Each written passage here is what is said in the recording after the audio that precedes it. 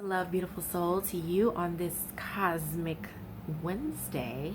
My name is Kepra L, and I am your spiritual growth Sherpa and your soul alchemist and healer. And so I just wanted to give an opening of my journey because I haven't really shared it quite often with people, except maybe some clients. But I think it would be important for you all to know who I am, where I've been, and how I got to where I am, just for the sake of background. So, I grew up Christian, and as a Christian child, of course, spent a lot of time in church, but I also grew up having a plethora of dreams that foretold future, traveling in dreams, and I also had a lot of inner awarenesses and understandings of people, places, and things that I shouldn't have as a young child, but they were there and they were true, and I didn't know how to understand them and expand them because I didn't have anyone there to show me, let alone that it was against the rules of church to have those things. It was against God's plan. Okay, so in the growing up, though, I remember always having instances where I was telling people something was going to happen and it would happen, and they'd be like, "You're kind of creeping me out." I lost a lot of friends over that kind of stuff. People didn't understand me, and I didn't understand myself to explain it. But in that journey, I ended up spending a lot of time with myself and searching for more answers. Um, yeah, quite a journey. But when I hit 18 and moved out on my own, I moved to Atlanta, and I decided that I was going to find the answers. Because coming up, I kept thinking there's more to this story. Like, they're not telling us the whole story, and I want to know everything. Not this much, everything. So I dug and I dug and I dug, and I started studying every religion that you can think of, looking for answers and keys. Muslim, or Islam, and Judaism, Sufism. I started looking at the lost scrolls, lost parts of the Bible, watching the History Channel on end. I was just looking for answers. I wanted to know why I was the way that I was and where I fit, essentially. My research kind of led me to different places, but I still didn't know and understand myself and what all that meant. But as I began to grow and life started to happen, a lot of that slowed down because my main focus began to be my children as I began to have more and more children. I have 5, and my husband and I, although he always supported me in everything, my focus was to make sure that everything was tidy and upkept and tight as possible at home. My writing and my reading kind of slowed down. My research definitely, was still at high, but, I didn't do anything with the things that I found. I did start, though, going to metaphysical stores and understanding things on a different, deeper level as I grew older and older. But still didn't make sense to me what that meant for me. So I started getting readings, and those readings would always say, "Oh, you're a healer, or you're a medium, you have higher psychic ability. Why are you not doing anything with it?" Things like that, but I wasn't comfortable in them. Again, going back to my childhood, I wasn't comfortable with it. And yet and still, it was a part of what I needed to be doing. It was part of my path. I was avoiding it like the plague. But then things in life started to unravel. My comfortability stopped. My husband got into a car accident, and in that car accident, he got injured in his back to where he couldn't really work. I had to look for work, couldn't find work. We were losing money because he was, out of commission and healing, and it kind of got to where I just didn't know what else was to do. So then I started doing some of the things I did know how to do. I knew how to do some healing work because I had began some of that. I knew how to counsel people. I had already taken up a form of Reiki, and the next step was for me to actually enact it. So I started teaching people Reiki. Doing those small things kind of helped, but it still wasn't me going all the way, And around 2009, 9 or 10, I had decided to take up Kemetic Reiki, and Reiki Temple was in town doing a retreat, so I took up their course and I learned so much. It unlocked a whole nother level for me, because with that Reiki course, I gained my spiritual name, my spiritual understanding, and I even started having flashbacks of who I was and what I came from and what I came to do. It was such a profound awakening for me. It was so necessary. And yet, I still wasn't ready to do the walk. But the universe will make you regardless. And so, life, again, still unraveling, we started to lose our comfortability. We started to lose ground. We had baby number 5. And I felt like things were really just getting out of hand, because I'm very, very fertile. And I'm like, dang, I got 5 kids. How are we going to do this? And the universe answered, do what you're supposed to do. So I started doing a little bit more. A couple other things, of course, that are part of that story that I'm leaving out. But the biggest part was when we pretty much had lost all of our resources. Everything had slowed down to a halt. And we had to make a choice. At the same time, I had been coaching a friend of mine's a friend of 20 years of mine. And she had decided that she was going to finally take some of the advice to move to California and open up her own shop and just live. And she was like, well, I'm going to need your help. So she bought my ticket and I came out to California, and we made a great impact on the community during that time of that grand opening, because we did some makeovers and we helped to enlighten some women and help them feel better about themselves and put them on their path. And I felt alive because I was doing everything that I knew I was supposed to be doing. So in the midst of all of that, I felt spirit telling me, this is where you need to be. You need to be in California. And so I called my husband and I told him, I said, hey, I think we're going to move here. And ironically, or not ironically, for years he had been trying to get us to move west, and I wasn't on board. Like, hey, in Atlanta you can get a 3-bedroom house like we had, 3 levels and 2 patios and a pool for $1,100 to $1,400 a month. In California, you couldn't even think of getting that, But I had to answer the call. So he came out with the kids.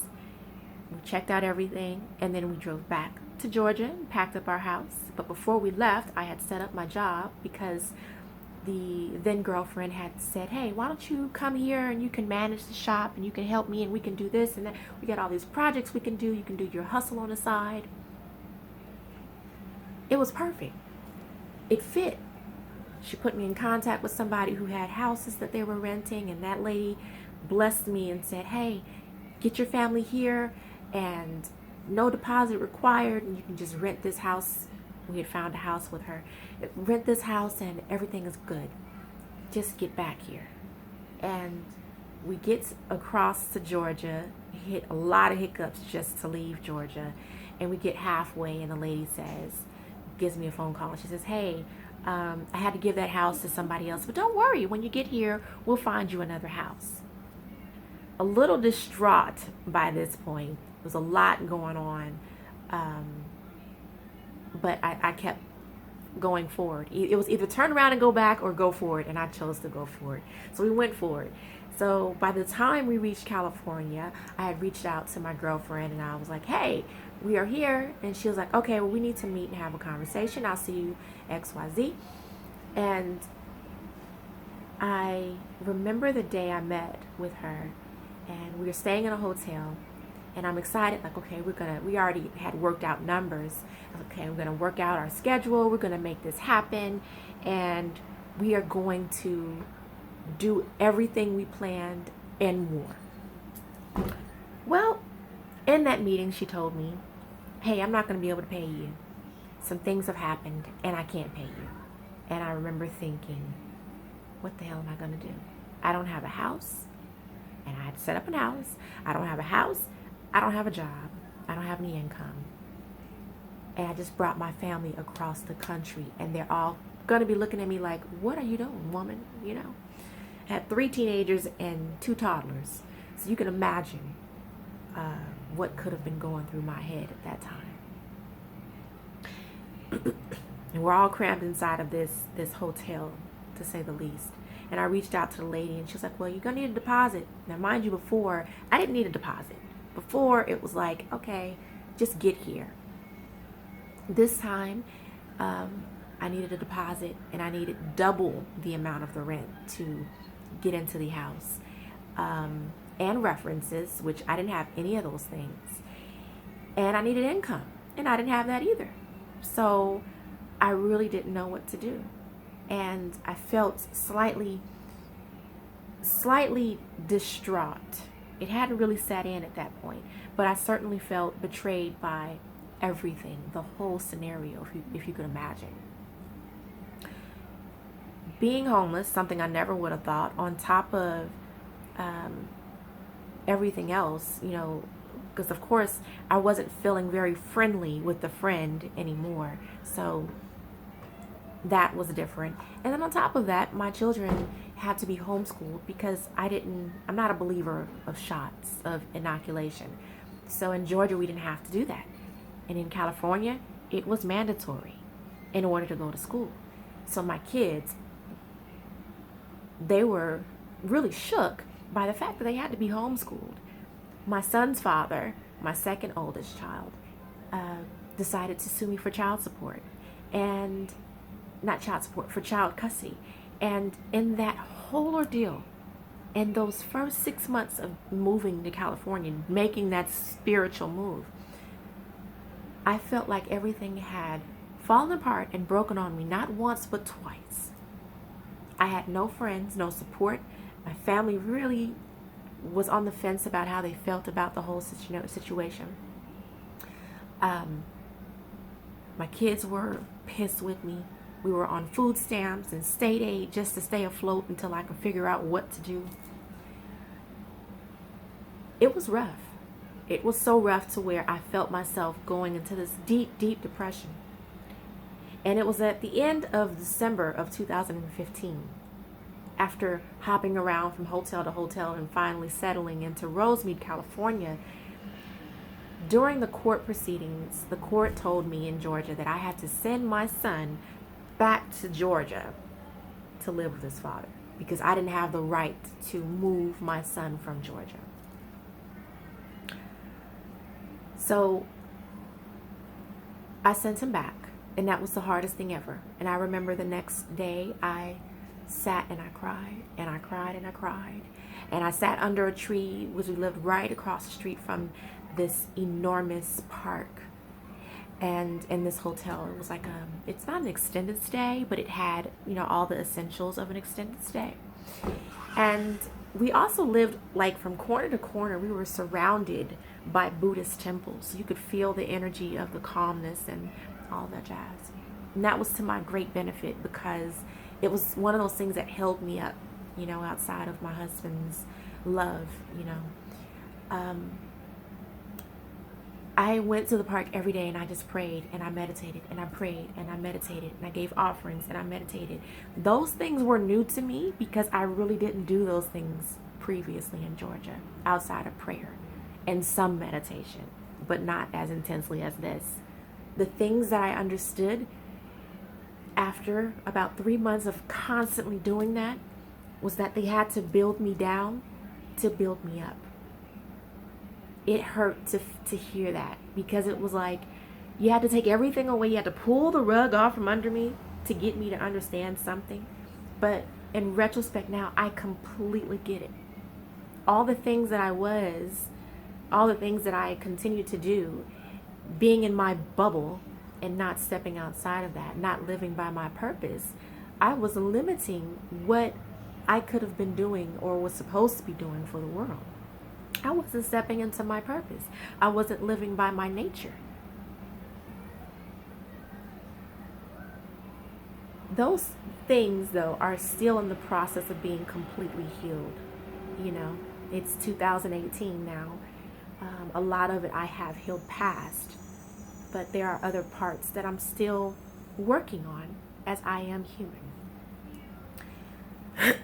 But now, I walk fully to the degree of where I am, and my ability and my gift and my purpose. I do a lot of work around the world on people remotely. I do a lot of healing and counseling, helping other people grow into themselves. I wouldn't have that if I didn't go through that. If I didn't experience all those things, I would not be able to relate to another human being as they're going through it. And that's what makes me able to Sherpa or teach or guide or just to be there for another person. And it's been an honor all the while. And I'm so honored to continue doing more and more and building this business with the purpose and the mission to help people like you, to help you come into your greatness, grow into your purpose, into your abilities, and to change the world with your magic. Because we all have our individual magic. We just have to learn how to use it, right? So that's the short version. And I've done about 5 takes. So there's a long version and a longer version. You just got lucky on this one, or we got lucky on this one. So yeah, that's the summation of my journey. And there's always a whole lot more. So yeah, so I'm looking forward to being able to connect more and more with people and doing more and more of my spiritual work. And if you are looking to go your next level, if you are looking to experience more of your life and walk more into your divinity, definitely leave me a personal message. You can email me. Information will be below. Subscribe, stay tuned. There will be so much more to come. And be sure to check out my other videos. Some of the videos below or on the channel's dashboard you can find will be helpful to you, because they are all meant to connect you and to heal you through sound and inspire you as well. So, in the meantime, stay in love, stay in light. Remember, it's all about vibrating upward. Nothing else matters but yourself. Keep working on you. Do the work. Love yourself. And as always, love and light to you.